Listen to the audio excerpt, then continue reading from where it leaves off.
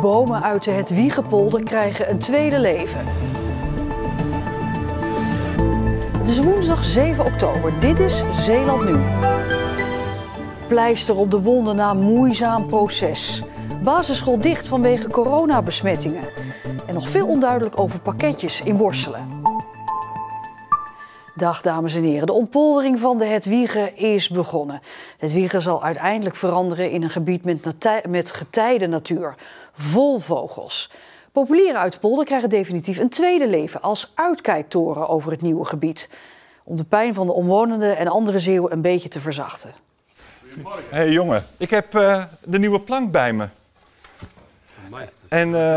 En dit is eigenlijk zeg maar de plank die in een Antwerpse bedrijf verduurzaamd is. Dit is jouw Hedwiegeboom.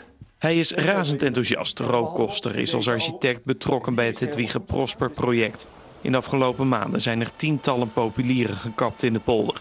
Daarvan zijn planken gezaagd. En na lang testen is daar nu een behandeling voor ontwikkeld. Op een alcoholbasis is het verduurzaamd. Het is een gifvrije verduurzamingsmethode wat heel uitzonderlijk is. En dit kun je buiten zetten en dan blijft het jaren goed. Ja. Van dit hout kan nu dus definitief deze uitkijktoren worden gemaakt. Of deze dijkbebouwing in dorpen langs de Westerschelde. Zoals Emmadoor bijvoorbeeld, waar ze verleden jaar al kennis konden maken met de plannen. Het komt allemaal voort uit de ontpoldering van de Hedwiege. Soms komt er een oorlog over je heen en soms verlies je hem. Dat bedoel ik echt niet lullig, maar soms zijn de krachten zo groot dat dat gebeurt. Op het moment dat dat gebeurt is over hoe kunnen we eigenlijk die pijn ledigen. Of hoe kunnen we iets maken dat er toekomst en hoop is en dat proberen we met dit systeem. Geert Meerschaert is boer en verhuurt zijn schuur voor de opslag van de planken. Hoewel hij ervoor kiest om bij te dragen aan het succes van dit project, doet het hem tegelijkertijd ook pijn.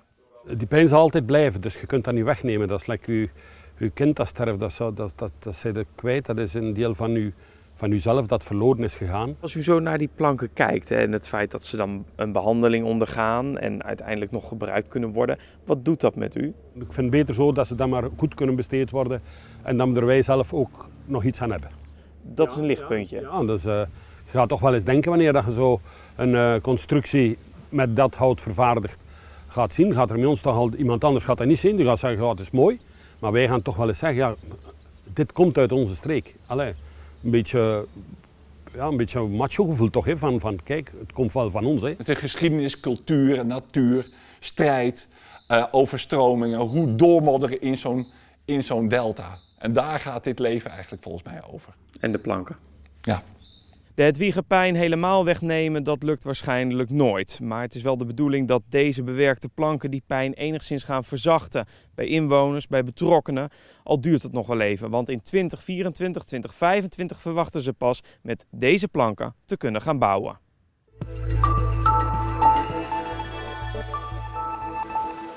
Door corona sluit de school Auris de Kring in Goes vanaf morgen voorlopig haar deuren. 2 leraren en een onderwijsassistent zijn positief getest op het coronavirus. Auris de Kring geeft onderwijs aan slechthorende leerlingen en leerlingen met een spraak- en taalachterstand. De verwachting is dat de school maandag 26 oktober na de herfstvakantie weer opent. De komende dagen geven leerkrachten online les en de school vraagt ook ouders thuisles te geven en stuurt informatie over thuiswerken. Het aantal nieuwe coronabesmettingen in Zeeland blijft voor de 3e dag op rij op hetzelfde niveau, namelijk rond de 38. Opvallend is de hoge positie van Borselen dit keer. 7 nieuwe gevallen. Het Kalootstrand bij Borselen werd vandaag deels nog bewaakt door de douane. Gistermiddag spoelden hier zo'n 300 pakketten aan met vermoedelijk drugs. Niemand mocht de dijk en het achterliggende strand op omdat er een kans bestond dat er nog pakketten zouden aanspoelen. Een woordvoerder van de douane kan nog niet bevestigen of het inderdaad om drugs gaat. Als in de gevonden pakketten van gisteren daadwerkelijk cocaïne zou zitten, dan is de straatwaarde zo'n 15 miljoen euro. Deze zomer zijn in Zeeland veel minder boetes uitgedeeld via flitspalen. Van mei tot en met augustus zijn 27.500 boetes uitgeschreven aan automobilisten die zijn geflitst. 2 jaar geleden waren dat in dezelfde periode nog zo'n 40.000. Door coronamaatregelen waren er gewoon veel minder auto's op de weg. De grootste afname is bij de flitspaal tussen Sluis en Oostburg, op de kruising van de Schroeweg en Torenweg in Middelburg en de 2 flitspalen langs de N59 bij Bruinisse. In Goes worden op ruim 30 plekken speciale tegels gelegd. De stad kampt met wateroverlast en de tegels geven aan waar die is aangepakt. Zoals hier in de Van Halstraat. Hier is eigenlijk een schuine helling gecreëerd en een doorgang naar de sloot, waardoor dat netjes wegloopt. Dus mensen hier in de straat die zijn wel veilig. Als demonstratie werd 35.000 liter water de straat ingepompt. Omwonenden hopen dat met de schuine slootkant en de geulen in het wegdek wateroverlast verleden tijd is. Ik ga ervan uit dat de experts daar hebben over nagedacht en hun berekeningen erop hebben losgelaten, dus dat goed komt. De wedstrijd tussen Goes en OD59 uit Heemskerk voor het hoofdtoernooi van de KNVB-beker kreeg gisteravond een bizar einde. Toen het na de wedstrijd en verlengingen nog steeds 1-1 stond, kwam het aan op penalties. Maar liefst 34 strafschoppen moesten er worden genomen voordat de beslissing viel. Uiteindelijk is het hier Jelle Klap van Goes die mist. Hij druipt teleurgesteld af. En OD59 gaat door naar het hoofdtoernooi van de KNVB-beker.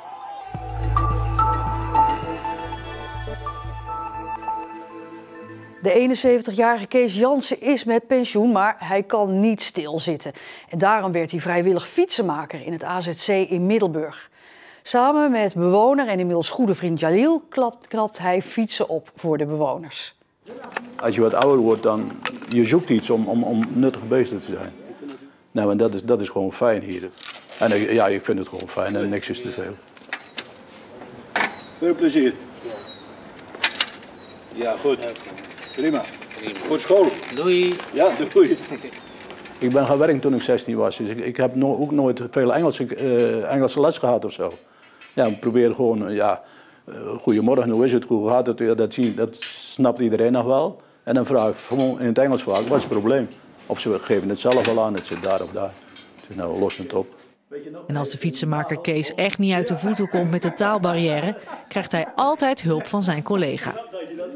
Ja, toen ik kom hier bijna van de eerste week ik bezig geworden met fiets repareren. Met een goede vriend Kees. Ik leer hier fiets repareren, ook Nederlandse taal te leren. Maar nu, we zijn beste vrienden. Ja, zijn jullie beste vrienden? Ja, zeker wel. Ja. Door zijn werk als fietsenmaker en door zijn nieuwe beste vriend is Kees heel anders naar het AZC gaan kijken. Ik snap wat mensen vooroordelen hadden, die had ik ook altijd, totdat ik hier dan zelf in zit. En dan vallen die vooroordelen weg. Het zijn ook gewoon mensen net als u en ik. En de kinderen zijn net zo stout als die van ons.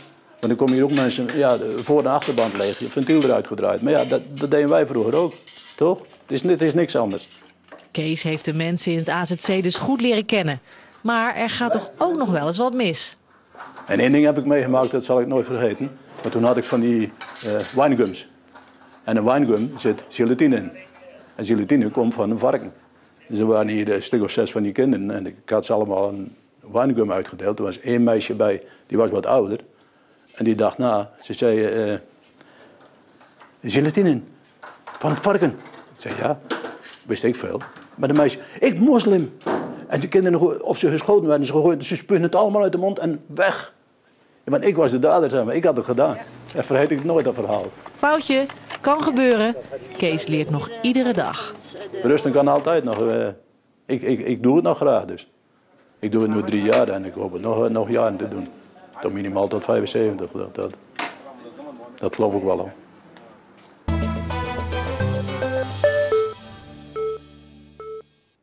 Het is de week van de toegankelijkheid, waarin er aandacht wordt gevraagd voor een toegankelijke samenleving voor mensen met een beperking. Omdat in deze tijd online meedoen net zo belangrijk is als meedoen in de fysieke samenleving, focust deze week van de toegankelijkheid dit jaar op digitale toegankelijkheid.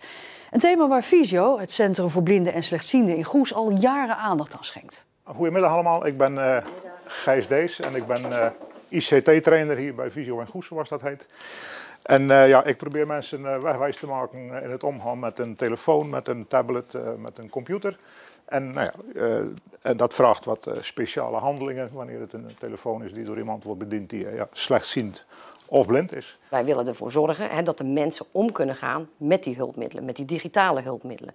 Een computer, maar ook een mobiele telefoon of een tablet. Nou, eigenlijk wil je van al dat soort dingen gebruik maken. Nou, wij trainen de mensen om het uiterste, alle toegankelijkheidsinstellingen van hun telefoon te benutten. En dan daarmee het digitale platform op te gaan. Het is een telefoon zonder knopjes. Daar begint het al mee. En dan zult u zeggen, hoe kan ik nou werken met een apparaat zonder knopjes? Nou, dat ga ik u in het kort vertellen. Een oma die graag nog wil whatsappen met haar kleinkinderen.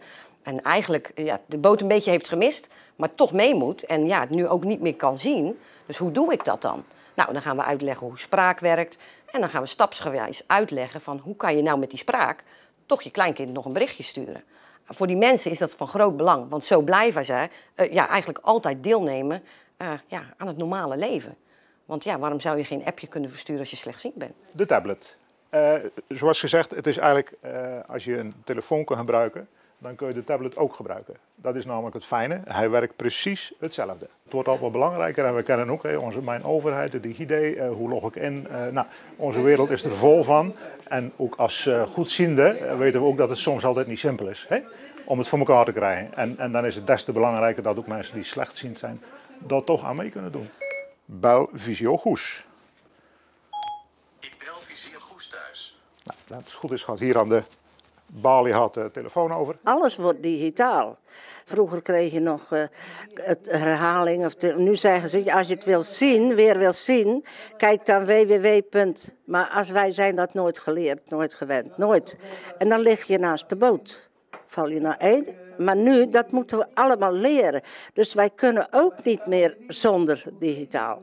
En ten tweede, je blijft ook contact houden met de mensen. Ik weet, als ik die knop indruk van onder en ik zeg bel, dan gaat hij dat doen. Ik hoef daar geen icoontje voor te zien. Het belang is gewoon dat ze deel kunnen nemen en zelfstandig deel kunnen nemen. Want dat is zo belangrijk. En ons motto is ook eigenlijk meedoen mogelijk maken voor mensen met een visuele beperking. Heer en dames, dit was dan in een korte vogelvlucht eventjes wat een tablet en een telefoon tegenwoordig kan betekenen voor toegankelijkheid. En ik ben me er zeker van bewust dat jullie aan de ene kant misschien een beetje zitten te schudden van wat een open informatie. En dat is het ook. Maar je kunt er ook vreselijk veel mee. Fijn dat jullie er waren. En misschien tot ziens. Waar het aan de Zeeuwse kuststrook droog bleef, regende het vandaag wat meer landinwaarts. De temperatuur was vandaag gemiddeld zo'n 14 graden. En morgen is het net omgekeerd. Regen aan de kust en een droog achterland. Maar de dagen daarna lijkt het voor iedereen prijs heel veel nattigheid. Straks dan kunt u kijken naar onze nieuwe serie Zeeuwse Dokters. Ik ben Tim Pleijten, radiotherapeutisch laborant in het ZTI in Vlissingen. Wij behandelen eigenlijk voor 99% patiënten met kanker. We doen eigenlijk alles van het begin tot het einde wat bij een bestraling komt kijken. Dus we maken een CT-scan. Daarna maken we een plan hoe iemand bestraald moet worden en uiteindelijk voeren we ook de bestraling uit. En na Zeeuwse Dokters nog het uitgebreide weerbericht. Ik wens u nog een hele fijne avond.